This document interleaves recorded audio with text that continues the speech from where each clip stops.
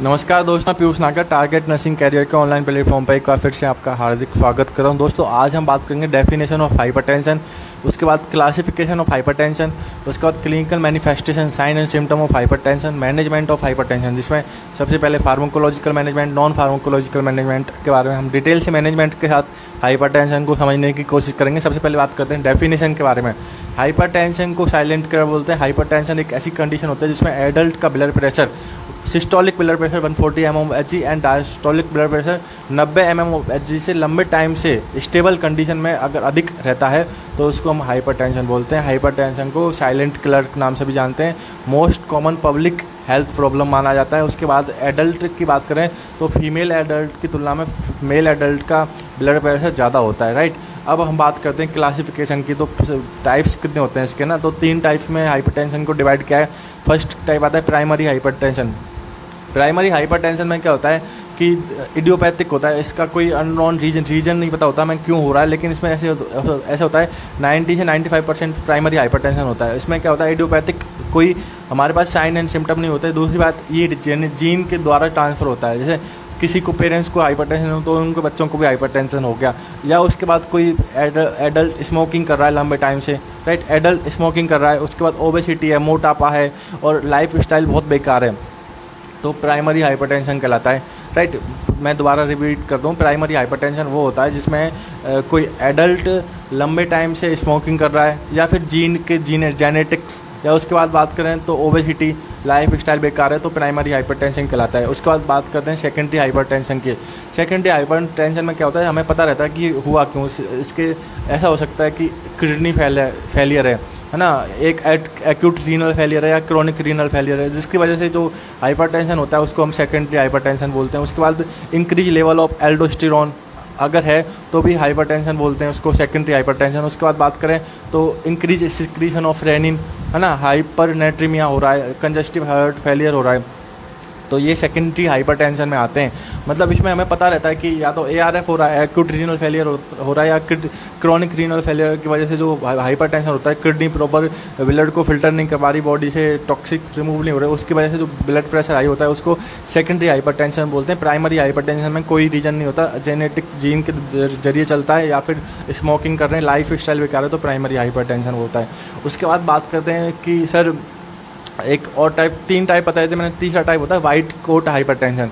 इसमें क्या होता है, जो पेशेंट है वो अपने घर से तो सही सलामत आता है, बट वो जब अपना BP इंटेक मतलब लेने का टाइम होता है तो वाइट कोट की एंजाइटी की वजह से, फिजिशियन और नर्स को देखने की एंजाइटी की वजह से, वाइट कोट जो होता है उसकी वजह से उनका हाइपरटेंशन हो जाता है। इसको बोलते हैं वाइट कोट हाइपरटेंशन, राइट। तो इसमें वाइट कोट हाइपरटेंशन मैंने टाइप 3 समझाए थे। पहले प्राइमरी हाइपरटेंशन, जिसमें कोई भी इडियोपैथिक हमें रीज़न नहीं पता कि मतलब वाई हाइपरटेंशन हुआ, तो उसमें ऐसा होता है जेनेटिक्स हुआ या फिर स्मोकिंग हुआ, लाइफ स्टाइल बेकार हुआ। सेकेंडरी में बताया मैंने acute renal failure, chronic renal failure, increase level of aldosterone and हाइपरनेट्रीमिया, congestive heart failure. उसके बाद बताया मैंने इंक्रीज सिक्रीशन ऑफ रेनिन। फिर मैंने बताया white coat hypertension. White coat hypertension में क्या होता है कि ना, जब पेशेंट घर से तो सही आता है लेकिन वो वाइट कोट हॉस्पिटल का माहौल और हॉस्पिटल नर्स फिजिशियन को देखते तो उसको एंजाइटी होती है, जिसकी वजह से हाइपरटेंशन हो जाता है। इसको बोलते हैं वाइट कोट हाइपरटेंशन। उसके बाद हम बात करें तो साइन एंड सिम्टम की, तो देखो साइन एंड सिम्टम में बता दूँ भाई, हाइपरटेंशन को साइलेंट किलर बोलते हैं। तो इसमें साइन एंड सिम्टम इतना अच्छा दिखता नहीं है, बट फिर भी कुछ साइन एंड सिम्टम जैसे हेडेक हो गया, नोज से ब्लीडिंग होने लग गई, है ना, उसके बाद चेस्ट पेन हो रहा है और कानों में आवाज़ सुनाई दे रही है, टिनिटस की आवाज़, उसके बाद डिजीनेस। मैं फिर रिपीट कर देता हूँ साइन एंड सिम्टम। सबसे पहले तो आता है एसिम्प्टोमेटिक, साइलेंट किलर बोलते हैं, तो कुछ सिम्टम नहीं दिखते, फिर भी कुछ हम डिनोट करते हैं कि हेडेक की वजह से जो हाइपरटेंशन हो रहा है। उसके बाद चेस्ट पेन हो रहा है ना, फिर नोज ब्लीडिंग हो रही है, उसके बाद टिनिटस, कानों में से आवाज़ आ रही है, और उसके बाद डिजीनेस, राइट। तो इसकी वजह से जो हाइपरटेंशन के साइन एंड सिम्टम बताए। उसके बाद हम बात करते हैं मैनेजमेंट की। तो मैनेजमेंट में नॉन फार्माकोलॉजिकल मैनेजमेंट को हम समझते हैं।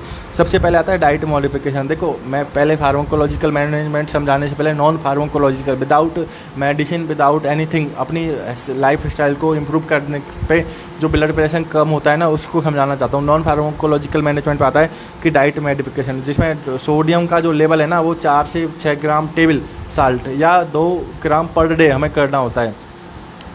2 ग्राम सोडियम पर डे और 4 से 6 टेबल साल्ट हमें लेना होता है। उसके बाद बात करते हैं कि मतलब ऑयली फूड नहीं लेने, जैसे बर्गर पिज्ज़ा फास्ट फूड नहीं लेने, है ना, नॉन वेज नहीं लेना, राइट। उसके बाद बात करते हैं अवॉइड एल्कोहल इंटेक। उसके बाद चाय कॉफ़ी दिन में मोर देन मतलब लेस देन 2 या 3 कप होना चाहिए। ऐसा नहीं हो लिमिट से भी ज़्यादा आप चाय कंज्यूम कर रहे हो, कॉफ़ी कंज्यूम कर रहे हो, स्मोकिंग कर रहे हो, एल्कोहल इंटेक कर रहे हो, तो ये चीज़ अवॉइड करनी है अगर आपको हाइपरटेंशन है तो। मैं फिर एक बार रिपीट कर देता हूँ, management of hypertension, non pharmacological hypertension. सबसे पहले आता है नॉन फार्माकोलॉजिकल मैनेजमेंट में कि हमें सबसे पहले जो सोडियम का लेवल है ना वो 2 ग्राम पर डे या 4 to 6 ग्राम टेबल साल्ट हमें इंटेक करना, इससे ज़्यादा हमें नहीं करना। उसके बाद जो बैड हैबिट है अपनी, pizza fast food oily food है ना, ऑयली फूड में समोसा आता है या पेटीज, जो भी आप खाते हो फास्ट फूड, ये चीज़ अवॉइड करनी है। उसके बाद बात करते हैं कि अवॉइड एल्कोहल कंजप्शन, जो एल्कोहल पी रहे हैं उसको भी अवॉइड करना है। उसके बाद चाय कॉफ़ी लेस देन 2 से 3 कप्स करनी है ना। उसके बाद बात करते हैं एक्सरसाइज की। तो एक्सरसाइज की यहाँ पे हम डेली अगर लाइफ स्टाइल अपनाते हैं, daily morning walk evening walk पर जाते हैं, तो भी हम हाइपरटेंशन से बच पाएंगे। उसके बाद बात करते हैं pharmacological management.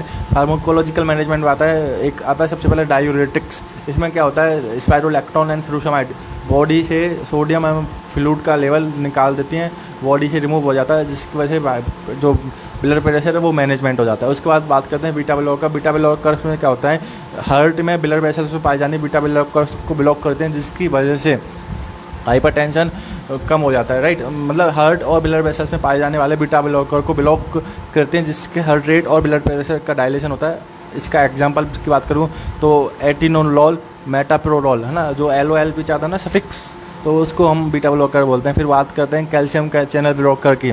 Calcium channel blocker में आते हैं निफिडिपिन, है ना, उसके बाद आता है निफिडिपिन एंड एम्योडिफिन, तो ये बीपी कम करने की मेडिसिन होती है। उसके बाद बात करते हैं एंजियोटेंसिन कन्वर्टिंग एंजाइम इनहिबिटर, जिसमें कैरेप्टोप्रिल, रामिप्रिल, ये मेडिसिन के रूप में देनी होते हैं। बेसोडाइलेटर में बात करें तो आपका आता है सोडियम नाइट्रोफिरोसाइड। तो ये सारी मेडिसिन होती हैं जो हमें हाइपरटेंशन वाले पेशेंट को देने होते हैं जब लास्ट स्टेज में, जब ब्लड प्रेशर मैनेजमेंट नहीं होता। आज के लिए इतना ही। If you like our video do subscribe the channel, share the video, comment on the video. Have a nice day, thank you so much.